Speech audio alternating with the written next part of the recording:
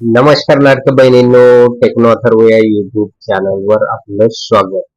लाडक्या बहिणींनो, जी आर तर आलेला आहे, पण नेमका हप्ता कधी जमा होणार, तर या संदर्भातील महत्वाची अपडेट काय आहे, तर याची संपूर्ण माहिती आपण या व्हिडिओमध्ये बघणार आहोत. त्यामुळे लाडक्या बहिणींनो, हा व्हिडिओ आपल्यासाठी अतिशय महत्वाचा आहे.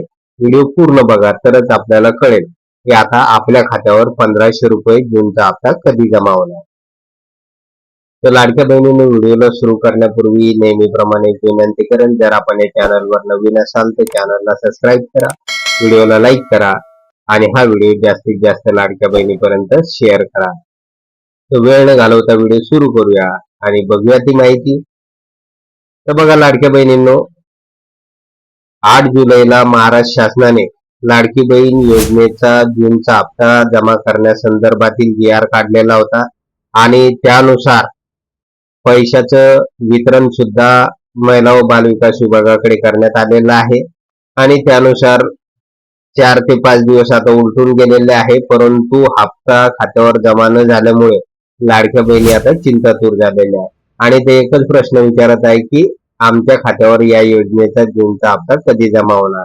तर लाडक्या बहिणींनो, अशातच एक महत्वाची अपडेट आलेली आहे आणि यानुसार महिला व बाल विकास विभागाचे जे काही वरिष्ठ अधिकारी आहे आणि कर्मचारी आहे यांच्यासोबत फोनद्वारे झालेल्या कॉन्टॅक्ट नुसार त्यांनी असं सांगितलेलं आहे की साधारणतः 15 जुलैपर्यंत लाडक्या बहिणीच्या खात्यावर जूनचा हप्ता जमा केला जाणार आहे.